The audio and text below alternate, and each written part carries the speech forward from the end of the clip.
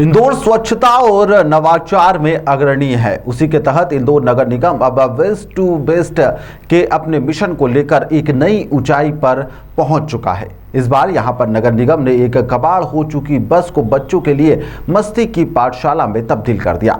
समाज के प्रति अपनी जिम्मेदारी को एक बार फिर से यहां पर नगर निगम के द्वारा सार्थक किया गया है। दरअसल इस अनूठी पहल की प्रेरणा संभागायुक्त दीपक सिंह के सपनों से मिली, जहां पर संभागायुक्त ने अपनी उसी भावना को आगे बढ़ाते हुए इसी विचार को जन्म दिया था, जिसके अंदर कबाड़ हो चुकी बस को चलती फिरती पाठशाला में बदलने का निर्णय लिया गया था। इस परियोजना को लेकर यहां पर लेबर पर स्थित एक फैक्ट्री संचालक ने इसे मूर्त रूप भी दे दिया। उन्होंने न केवल इस बस का कायाकल्प कर दिया, बल्कि इसकी पूरी लागत भी स्वयं वहन करी है।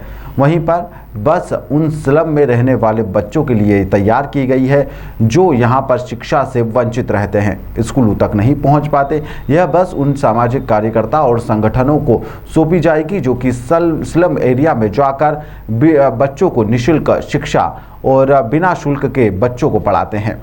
आज इंदौर में जो गरीब बस्तियां हैं वहां पर विजय वेलफेयर सोसाइटी, जिसमें केमिस्ट्री की लेक्चरर हैं माधुरी मोहिते मैडम, जो कि गरीब बच्चों को साइंस की पढ़ाई कराती हैं, उनके लिए हमने जो इंदौर सिटी अपना Atal Indore City Transport Services Limited है, उनके माध्यम से एक हमने बस प्राप्त की थी जो कंडम बस थी।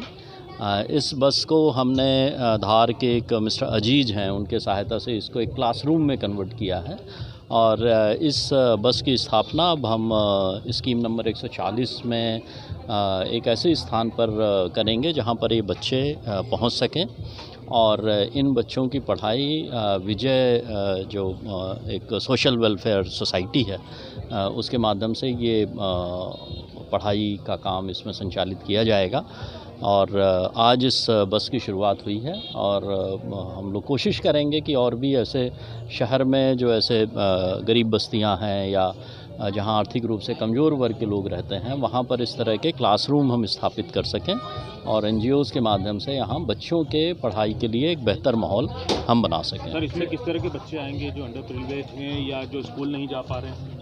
इसमें हमने कोशिश ये की है कि ये ऐसे बस्तियों में हम स्थापित करें जो आर्थिक रूप से कमज़ोर वर्ग के जहाँ पर बच्चे रहते हैं, और इसमें चाहे वो बच्चे स्कूल जा रहे हों या नहीं जा रहे हों, दोनों के लिए हम यहाँ पढ़ाई की व्यवस्था करेंगे। सर, मस्ती की पाठशाला भी लगी है, आप शिक्षक की भूमिका में थे, कैसा रहा संवाद पूरा बच्चों के साथ? बच्चों के साथ तो संवाद हमेशा अच्छा ही रहता है और जितना बच्चे हमसे सीखते हैं उससे ज़्यादा हम लोग बच्चों से सीख सकते हैं।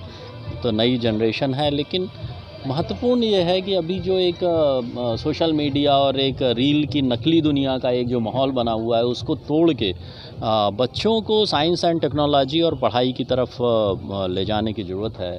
अभी जैसा कि प्रधानमंत्री जी ने भी स्टेम की बात की है, science, technology, engineering and maths, इसकी पढ़ाई की बात की है। और अगर आप देखेंगे कि अभी जो AI की जो बात हो रही है, आर्टिफिशियल इंटेलिजेंस या जो ML की बात हो रही है, मशीन लर्निंग की, वो सारा का सारा जो है वो मैथ्स बेस्ड है। तो अब ज़रूरत इस बात की है कि जो साइंस के जो बेसिक सब्जेक्ट हैं, चाहे मैथ्स हो या फिजिक्स, इसकी पढ़ाई की तरफ हमको ध्यान देना पड़ेगा। सर, दूसरा स्वतंत्रता दिवस